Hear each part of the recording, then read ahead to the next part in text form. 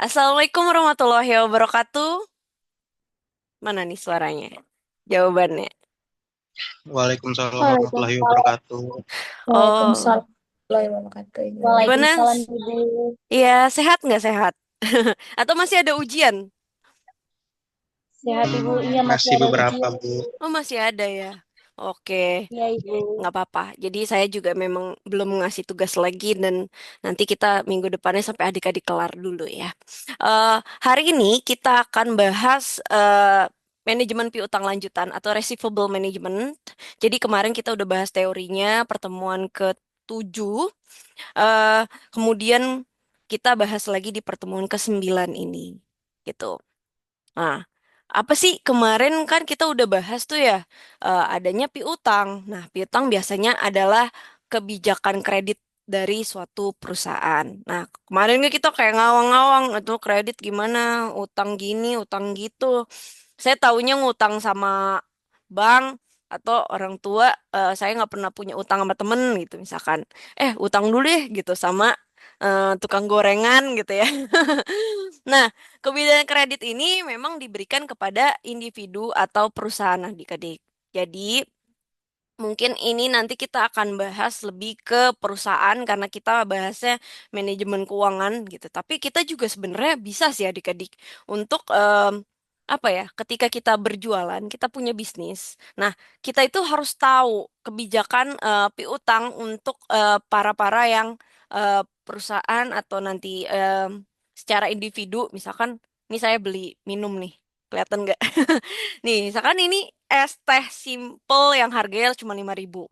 Nah, tapi saya lihat si ibu gitu. Bu, utang dulu ya. Iya.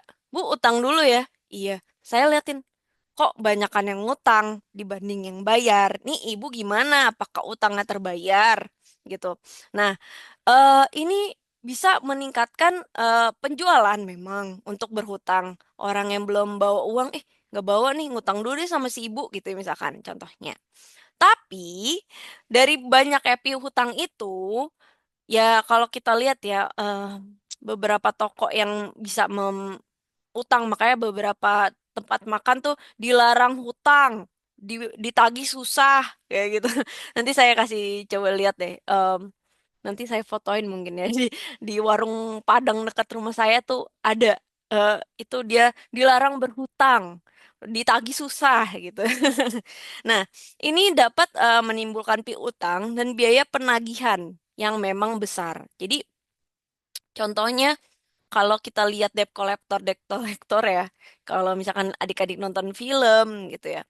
Nah, itu memang biayanya lumayan besar untuk membayar debt collector itu ketika piutangnya tidak terbayar atau hutangnya tidak terbayar lah. Kalau kita ngomongnya piutang ya. Karena memang kita sebagai pengusaha atau individu yang sedang menjalankan usaha gitu atau di sebuah perusahaan kita ngomongnya piutang. Ini nih piutang dari PT A belum bayar gitu misalkan. Nah, itu kita harus mampu melihat untung dan rugi. Jadi, untung dan rugi memang dari sebuah kebijakan perusahaan gitu. Jadi memang kalau kita lihat ya, em, apa ya? Itu kan kita bisa lihat ada keuntungan, ada kerugian. Nah, jadi nomor satu nih ada potongan tunai. Jadi misalkan kalau adik-adik ada yang pakai Shopee Pay Later atau GoPay Later, ada yang pernah pakai atau orang tuanya?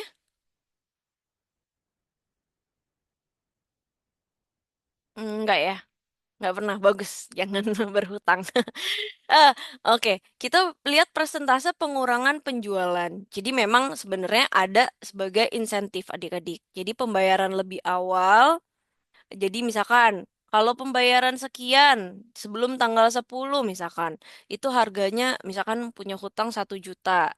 Nah, kalau lewat dari tanggal 10 pembayarannya, misalnya jadi 10,5 gitu misalkan. 10.500 misalkan ini 10.000 10.000 kita bayar kalau sebelum tanggal 10. em, nah, kalau misalkan lewat dari tanggal 10 ada biaya lagi tambahan 10.500 jadi 1.010.000 gitu misalkan anggap aja gitulah. 10.500. Nah, itu jadi itu agar mempercepat si piutang untuk membayar gitu. Jadi untuk membayar itu mereka ada punishment atau kalau misalkan sebelumnya nanti ada potongan misalkan seperti itu. Nanti kita akan bahas perhitungan di belakang. Nah, adanya juga biaya pengumpulan piutang.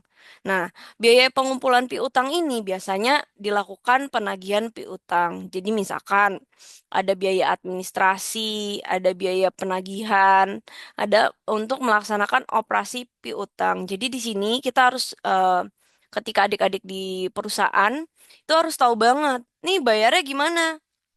DP dulu, misalkan contohnya adik-adik ada yang pariwisata nanti buka hotel, ada yang orang tuanya punya penginapan gitu ya. Nah, biasanya kan kalau di masukkan ke Traveloka, saya kan handle juga ya untuk pariwisatanya juga waktu itu. em, jadi misalkan mereka kerjasama sama Traveloka nih adik-adik. Jadi Traveloka kan duitnya udah masuk ke Traveloka terlebih dahulu. Nah, orangnya tersebut datang dong ke kita. Nah, setelah orangnya pulang, kita baru lakukan penagihan ke Traveloka. Nah, itu kan namanya ada pihak ketiga. Setelah kirim dulu, misalkan contohnya di Tokopedia atau Shopee, kirim barang dulu. Setelah sampai beberapa hari, baru uangnya masuk ke dalam eh, bank kita.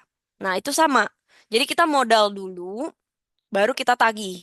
Nah, di situ adanya cadangan kerugian istilahnya dari piutang. Di mana memang nanti kita kan ada waktu tuh ya, dari yang orang yang udah stay misalkan, atau dalam bisnis misalkan, dalam pariwisata kalau kita udah nginep di hotel, dia pakai Traveloka atau pakai Agoda gitu kan. Mereka kalau Agoda dari luar negeri pasti akan lebih susah dibanding dari Traveloka yang di dalam negeri gitu. Untuk transfernya ke kita agak lama gitu tertagihnya. Biasanya per bulan mereka baru bayar. Nah, itu kan kita ada cadangan uang nih untuk bayar em, apa ya, pekerja gitu misalkan.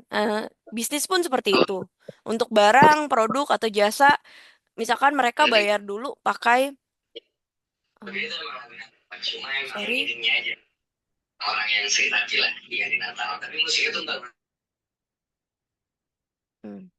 sweetie.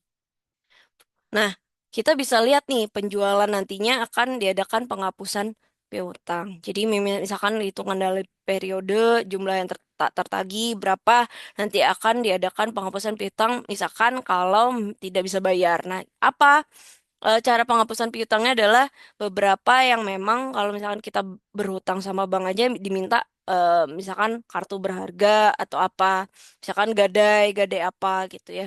Jadi nanti akan hilang dan dihapuskan piutangnya, tapi barangnya atau sertifikat berharganya diambil oleh bank.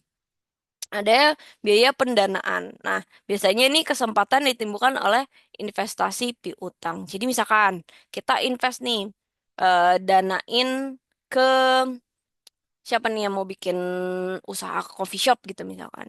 Nah, saya punya investor nih, saya invest dulu nih ke misalkan tadi em, ke Anastasia gitu ya. Saya invest dulu nih ke Anastasia untuk em, modal modal untuk buka coffee shop. Nah, sebenarnya itu saya investasi piutang. Saya piutangin ke Ananda untuk membuka coffee shop. Nah, nanti akan ada timbal balik di mana nanti keuntungannya akan dikirim ke saya. Jadi, ketika itu nanti akan balik modal berapa lama. Nah, kemudian, nah ini kita nanti akan menghitung ya tingkat perputaran piutang. Jadi nanti akan timbul adik-adik dari secara kredit gitu ya. Besar tingkatannya perputaran piutang. Dari perputaran piutang ini kita bisa lihat nih ada namanya receivable turnover atau perputaran piutang untuk mengurangi resiko kecurangan.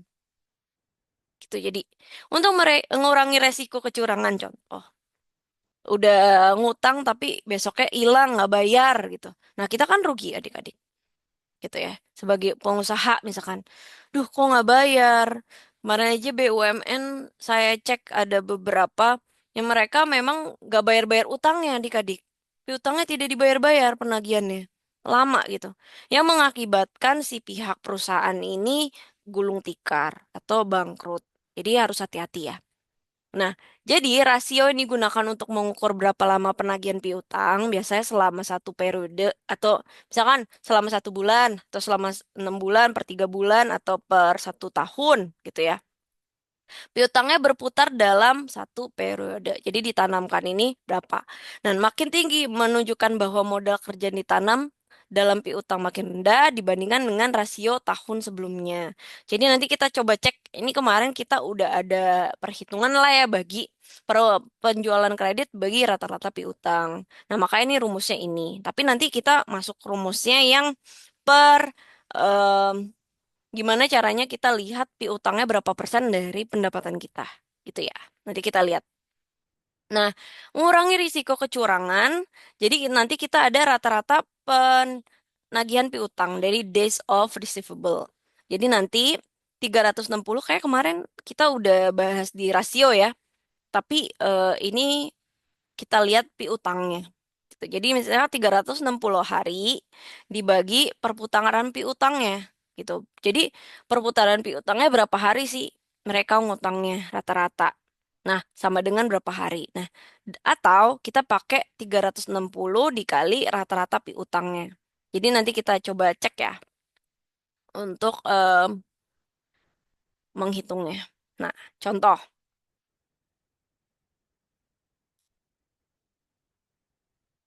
Mana nih ya? Nah, ini untuk menerapkan rumus perputaran piutang adik-adik. Tadi ya, yang 360 dibagi perputaran piutang atau 360 dikali rata-rata piutang per penjualan kredit.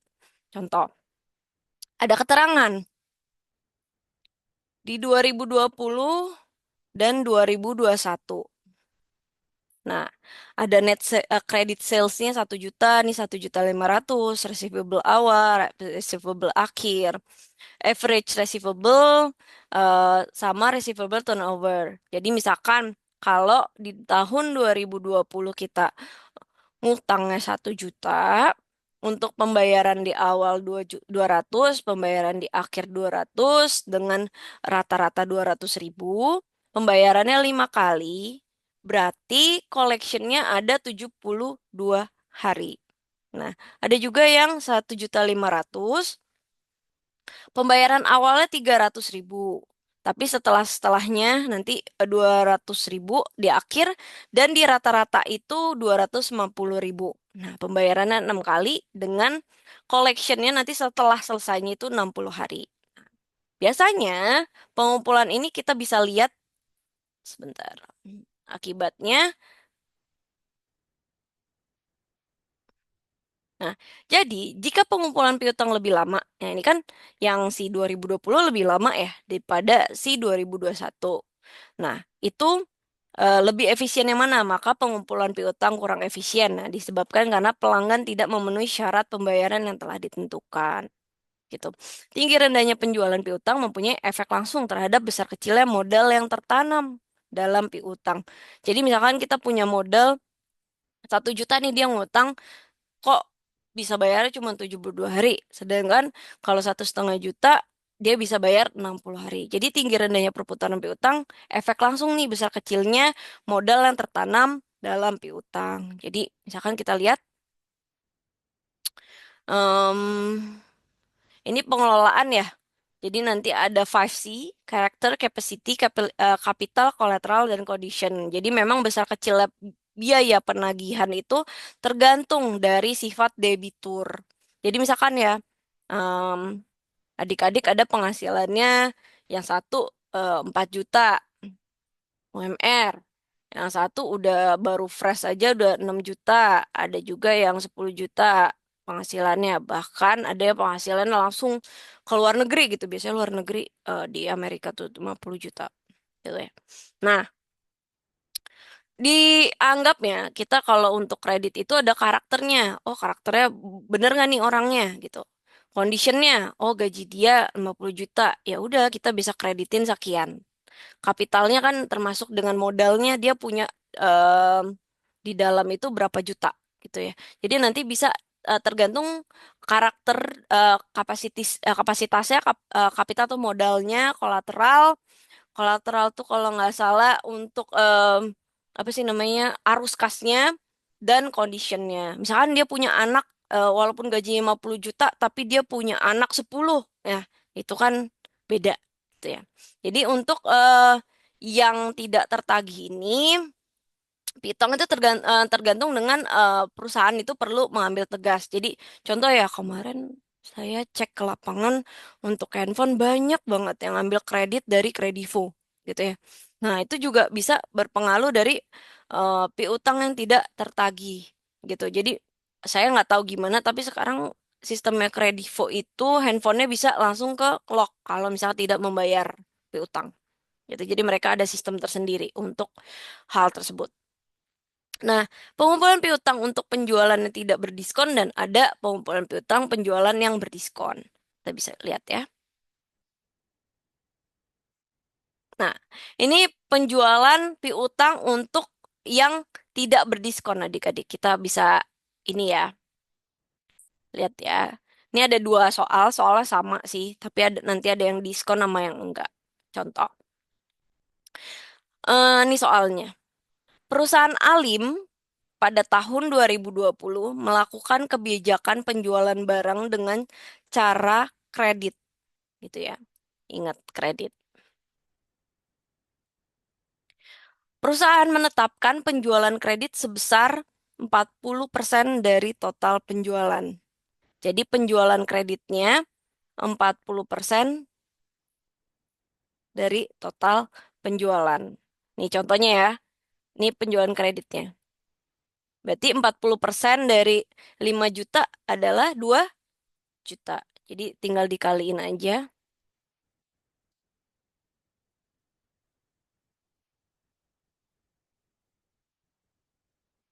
Nah, ini kan 40% dari total penjualan.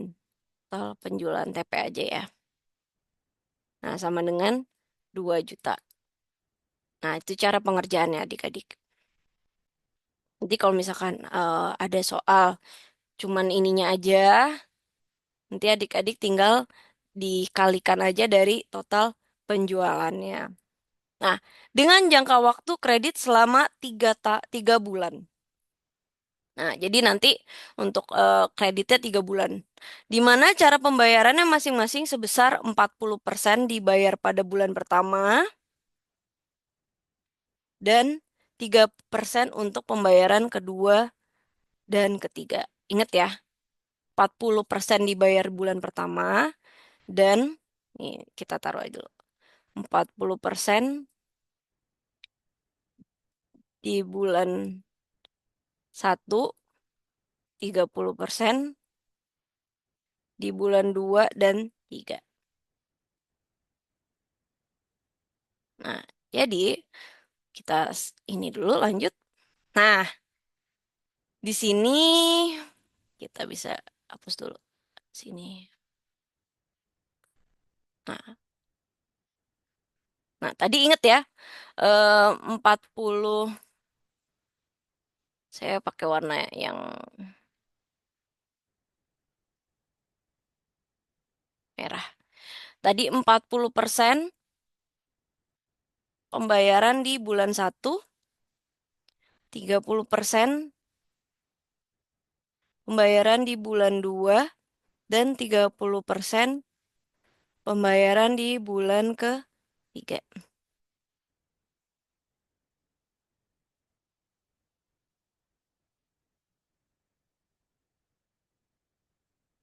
Ingat tadi adalah 40% dari total penjualan untuk penjualan kreditnya. PK ya. Ini TP. Saya mik ini aja ya kalau itu kepanjangan PK. Nah, kita bisa lihat dari bulan pengumpulan piutang, adik-adik. Misal, pada bulan April 2 juta. 2 juta itu didapat dari 40%-nya dari 5 juta. Gitu. Atau kalau kita bisa lihat dari em, persentase TP. Nah, dari persentase yang 3 bulan ini, kita bisa lihat berapa sih bulan April gitu ya. Karena nanti pembayarannya di Mei, Juni, Juli. Ketika kita, misalkan contoh adik-adik utangnya bulan Desember ini. Berarti adik-adik 3 bulan pembayarannya itu di bulan Januari, Februari, dan Maret. Hitungannya per 3 bulan tadi. Ingat ya nih, 40, 30, 20, 30 untuk persentase. Nah, oleh karena itu, karena dia kreditnya bulan April itu 2 juta, nah, bulan Mei itu pembayarannya 40%. Jadi 40% dikali 2 juta sama dengan 800.000. Bulan kedua tadi 30%, berarti dikali 2 juta. Jadi 600.000. Dan bulan ketiga 30% kali 2 juta sama dengan 600.000. Sampai sini ada yang bingung?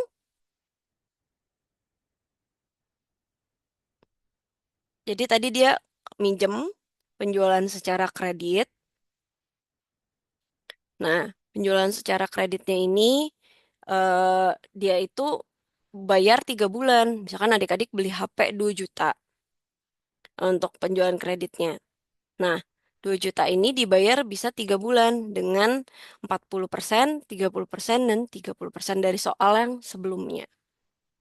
Nah, dari penjualan kredit bulan April ini, kita bisa dikalikan untuk pemasukan dari piutang. Jadi kan karena tadi bulan pertama, bulan kedua, bulan ketiga, 40, 30, 30, jadi dikalikan secara penjualan kredit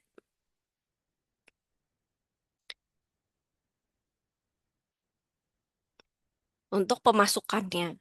Jadi pemasukannya itu, ini kan untuk pemasukan. Masukan.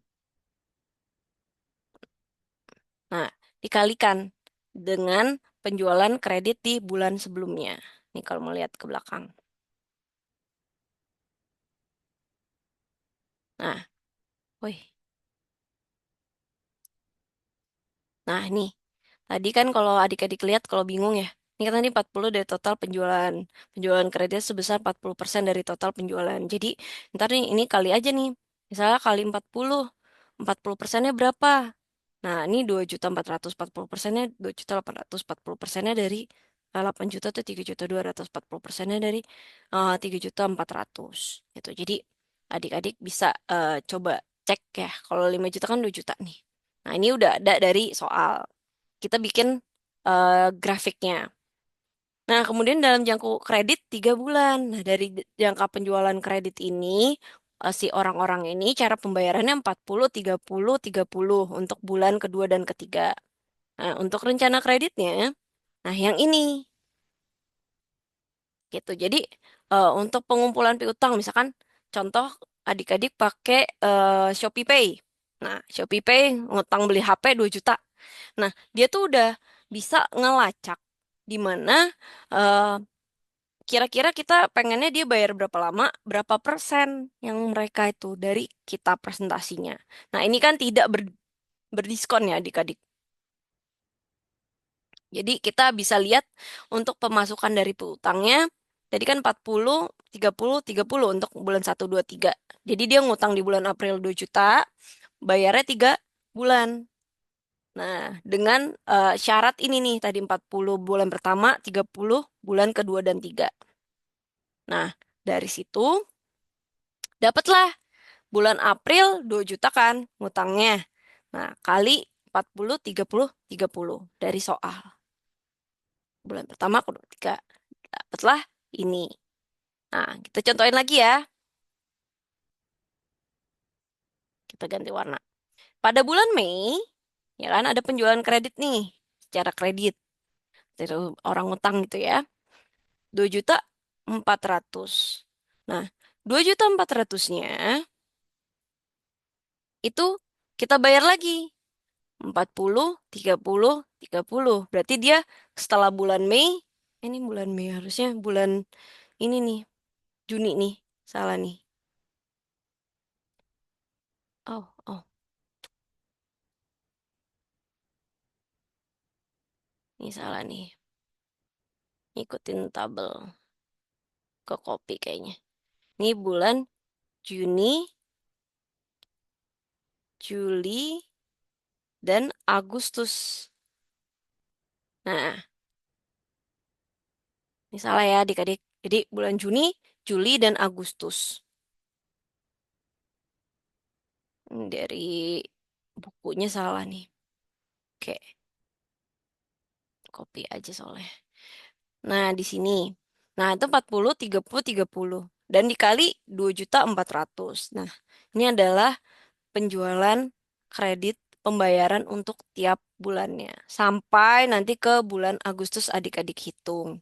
Itu nanti mungkin pertanyaannya kalau di soal berapa pemasukan dari piutang di bulan September. Nah, ntar adik-adik langsung fokus aja ke bulan September lagi, ke Agustus gitu misalkan. Ke bulan Agustus kalau misalkan di sini ada ya Agustus. Ya, pakai warna apa ya?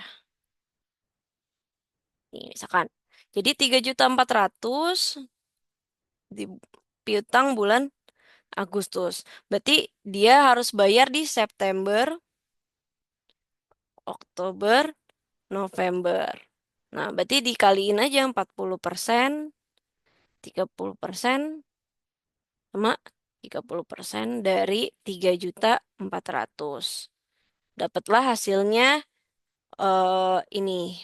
Satu, dua, nanti November 30% lagi berarti di 102.0 gitu adik-adik. Dapat dipahami untuk ini yang tidak berdiskon? Paham Ibu. Oke. Paham Ibu. Kita lanjut ya. Yang diskon. Ini kita pelan-pelan. Jadi nanti kalau ditanya berapa sih pemasukan dari piutang di bulan penjualan kredit di bulan Agustus misalkan. Nanti coba cari eh, ininya, gambarnya. Tuh.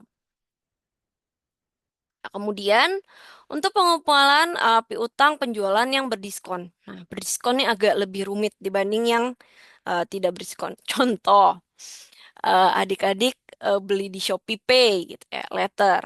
Dapat diskon nih gitu ya. Kalau beli pakai Shopee Pay dapat diskon 50% gitu pembelian pertama. Nah, itu agak rumit lagi nih untuk penjualannya. Nah, contohnya ini saya langsung ke contoh aja ya. Jadi, ada pembelian diskon dari potongan tunai. Jadi misalkan syarat pembayaran misalnya 5 atau 10 gitu ya. Misalkan ya, diskon 5% nih. Kalau artinya itu diskon sebesar 5% apabila membayar tidak lebih dari 10 hari. Jadi kalau nanti ada kayak gini, artinya di keuangan ya adik-adik. Jadi diskon 5 tidak lebih dari 10 hari gitu. Netnya biasanya jangka waktu kreditnya diberikan sampai 30 hari. Berarti diberikan sampai 30 hari.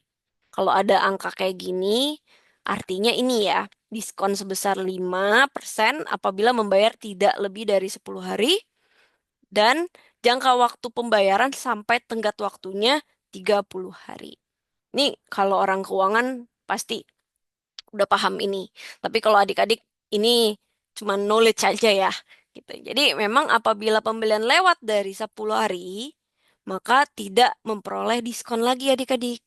Gitu. Jadi kalau nanti misalkan contoh adik-adik nanti nih 12-12 ya lagi promo Shopee atau Tokopedia, saya biasanya udah mantengin aja nih. Oh, kira-kira ada diskon. Nah, kalau misalkan kelewat eh, dari jam check out itu, berarti tidak ada lagi diskonnya di 12-12 itu. Gitu, contohnya seperti itu ya.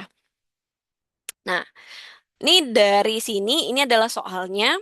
Jadi 5/10 net 30. Ingat ya, 5% apabila bayarannya tidak lebih dari 10 hari. Ini kalau dia bayarnya secara tunai. Nah, ada lagi. Ini contoh yang di perusahaan tadi si Alim ya. Perusahaan Alim tahun 2020 melakukan kebijakan penjualan dagangnya secara kredit. Ya, memberikan diskon syarat 5/15 N30. Berarti apa? Diskon 5% apabila pembayarannya tidak lebih dari 15 hari sampai jangka waktu 30 hari untuk eh, pembayaran jangka waktu kreditnya gitu. Nah, perusahaan menetapkan penjualan kredit sebesar 40% dari total penjualan dengan jangka waktu kredit selama 3 bulan sama kayak tadi ya. Berdasarkan cara pengalaman kredit, diskon diberikan kepada pelanggan adalah 50% dari penjualan akan diterima pembayarannya dalam waktu 15 hari. 10% dari penjualan akan diterima pembayaran dalam waktu 15 sampai 30 hari setelah bulan penjualan. Jadi ini 30% dari penjualan dan 10% dari penjualan untuk bulan kedua dan bulan ketiga. Jadi ini dia ada 4 kali pembayaran dalam 3 bulan. Jadi beda ya kalau tadi kita lihat 40, 30, 30 secara 3 bulan. Kalau ini dia 50% di hari 15 hari. Ini kita catat dulu.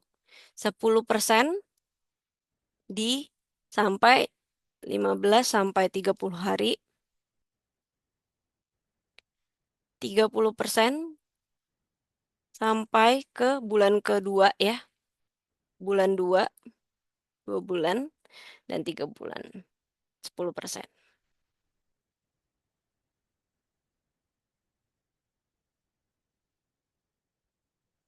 Nah, kita lanjut.